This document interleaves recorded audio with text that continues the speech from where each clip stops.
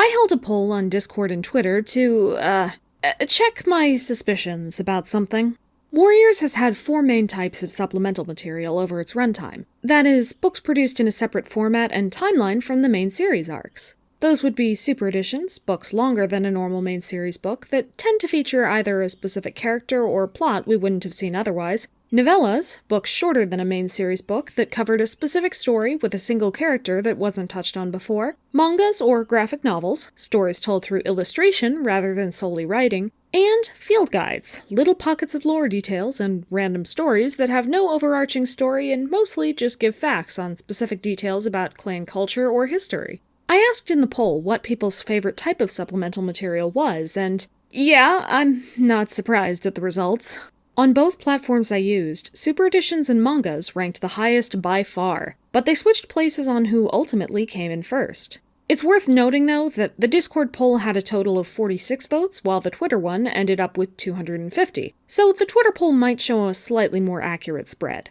The part that didn't change is that novellas got a low, but not non-existent score, and field guides ranked in last, with only 4 votes in Discord and 19 in Twitter. And so, I think it's time that I come out and say, I am a field guide enjoyer. I always assumed I was in the minority here, but they are my favorite type of supplemental material, and I always intended to make a video on why that is, as soon as I finished the main 4. Which I now have. So you get to watch this now, and I will not be apologetic about it.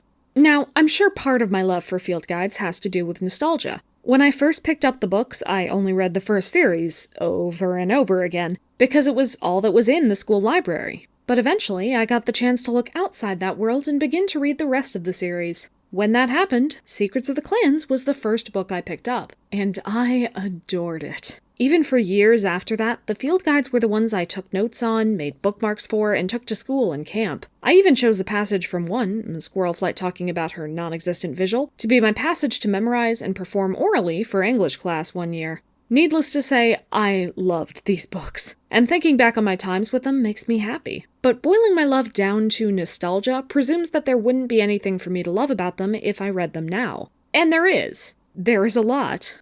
Let's start with the easy one. I am an organization nerd. I love looking at it, I love making different systems of organization, and I love seeing how organization can facilitate productivity, mood, and meaning in different situations. Within Warriors, the field guides are unquestionably the most tightly and obviously organized books in the series. Pacing becomes much less of an issue, and both writers of the field guides, Victoria Holmes and Tui Sutherland, had a really good handle on how to write engaging single-chapter stories, so they're very fun and smooth to read. Even beyond that, each field guide has a different structure, and they use those structures to tell the story, rather than just the narrative portions.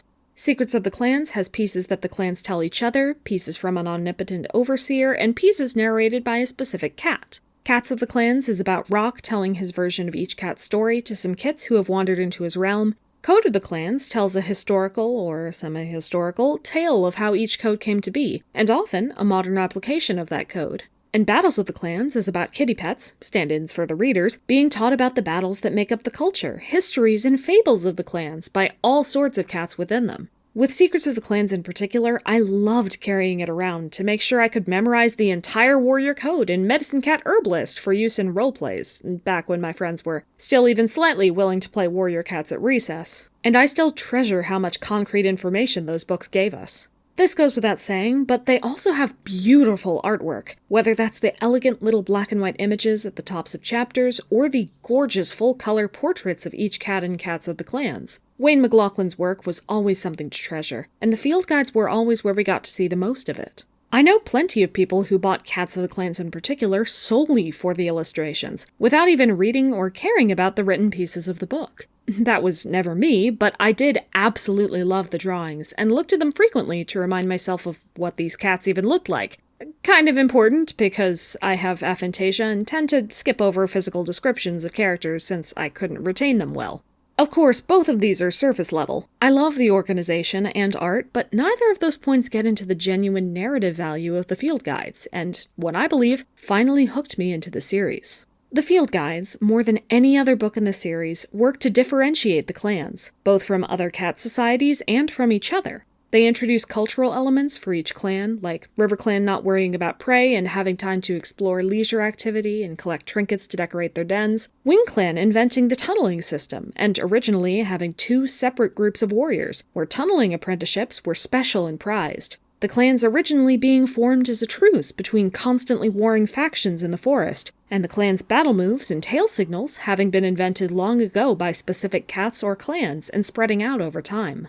And before anyone says, "But wait, I saw that in Crooked Star's Promise, or Tall Star's Revenge, or A Starless Clan, or Dawn of the Clans First," know that the field guides came out before all of that. Even the earliest content among those, Crooked Star's Promise, wouldn't come out until 2011, an entire year after the final original field guide was released. Though the field guides didn't have as much integration as I'd prefer, and believe me, I'll get to that later, tidbits of lore, history, culture, and otherwise inspired some of the most creative and engaging pieces in the main series, and other supplemental material. Now, there's also plenty of information that you'd only find in the guides, like information about ThunderClan's lightning strike, that ShadowClan is trained to purposefully make themselves intimidating, or, I don't know, the warrior code itself. Yeah, the code is never written out and is barely even quoted outside of the field guides, save for the Medicine Cat code, which, no one in the series ever mentions the Medicine Cat code. That's a thing the fans made up. But the Medicine Cats do have a rule, no mates, no kits, and a couple of permissions, crossing borders, saving cats, that the warriors don't.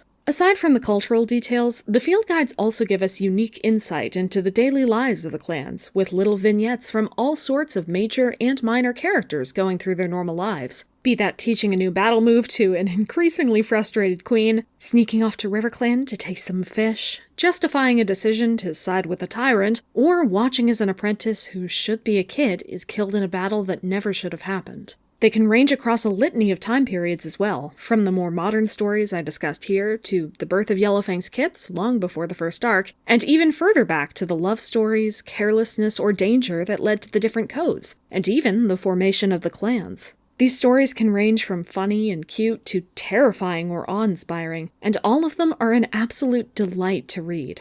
The main series often misses out on showing you wider culture, either through friendships, larger families, the care mentors give their apprentices, or how cats who specifically aren't friends work together anyway. In a series like Warriors, where one of its greatest assets is its massive and continuous cast, you would think they'd take advantage of the culture and relationships of different clans more, but they're often too focused on the plot of the arc, the specific main characters, or the shallow romance to pay their cast as a whole much mind. However, the field guides go full force into this, both fleshing out the relationships of characters we know and sharing a long history of clan cats with various joys and struggles as they confront different obstacles, some of which, like Cloudstar's loss of SkyClan, Mothflight's discovery of the Moonstone, Yellowfang's struggle with her lost and surviving kits in ShadowClan, or the founding of the clans, would eventually become stories unto themselves, with deep emotional resonance already embedded into them, thanks to their origins in the field guides. Even for those that didn't get made into their own stories, tales like Mossfire and Jumpfoot killing each other as each tried to show they'd be the best deputy, Daisytail standing up for the longevity of kits, Featherstar realizing what value being a mentor gives to deputy candidates, Barley's history in BloodClan, Tigerheart teaching the apprentices of ShadowClan how to intentionally make themselves intimidating, and Goldenflower choosing to be and settling into the role of an elder, add richness to the world and help readers to understand that stories like these are happening everywhere.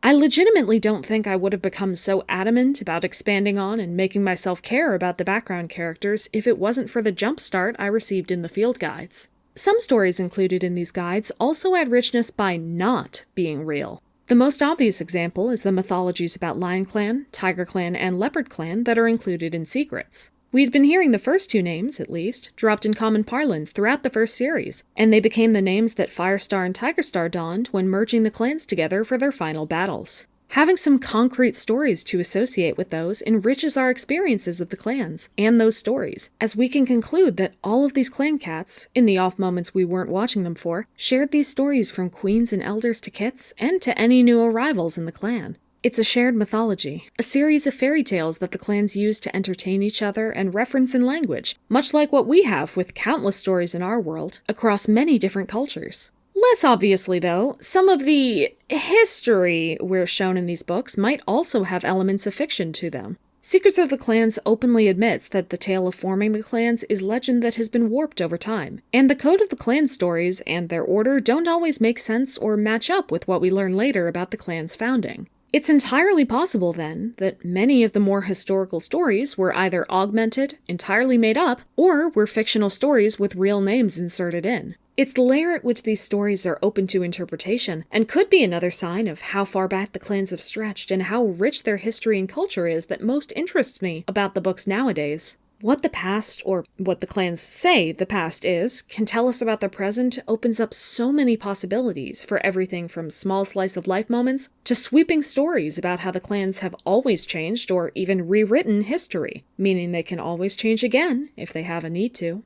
With all of this said, I'm not going to argue that the field guides are perfect. As much as I find the angle of how much of this history is true to be invigorating, it's probably not what was intended for most stories in the field guides at the time, and thus I have to take the flaws that exist for what they probably are. Some stories don't make sense in the overall timeline or even in the context of the books they are in. Looking at you, Mothpelt from the 8th Code story. In addition, some of the stories just could not have happened, and were set in a modern day, so my excuse doesn't work. Squirrelflight's description of her vigil, as much as I love the energy in it, could not have happened since she didn't actually get a vigil in the new prophecy and never had time for one. Some later material also makes the field guides worse. For example, Rock is the narrator for Cats of the Clans, and his slight bias for Ashfur in his description, among others, is justified because Rock is his own flawed cat, and he is actively and overtly narrating the book. But later material paints Rock as an omnipotent and ever-correct authority figure, and the Ultimate Guide later doubles down on Ashfur's biased description despite having no narrator at all.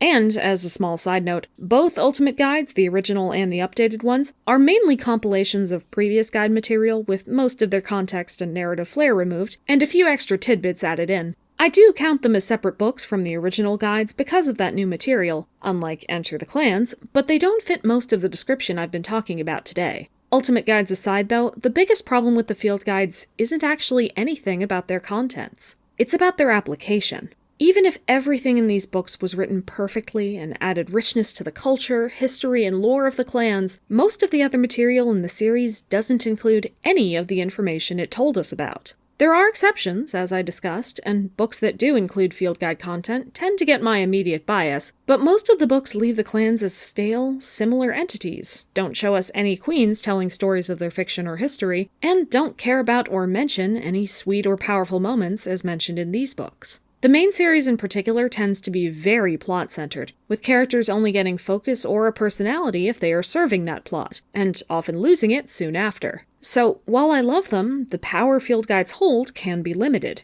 Now, that isn't to say that they aren't canon. I've heard an abnormally large amount of people over the last few years claim they aren't canon, which is silly. They are published books, like any other in the series, and have actively been referenced or used as the inspiration for plenty of full narrative books. They're definitely canon, but the richness they created is rarely transferred over into the stories we see play out. With all that said, what does the future hold for field guides? The main 4 ended over a decade ago, and the only ones that have come out since have based themselves in previously existing material, whether or not they added much or anything on. Even the original Ultimate Guide came out back in 2013, and it was only updated 10 years later in 2023. With the, quality they were able to put in that one, between the lackluster and repetitive art and the absolutely inaccurate swatches for every cat, it's pretty clear that, even then, their main goal was just updating the Wayne artwork and little else. It's very unlikely that we would ever get another truly original field guide, as it isn't something the new team has any interest in, and even Vicky seems to have shared everything she wanted to during her time.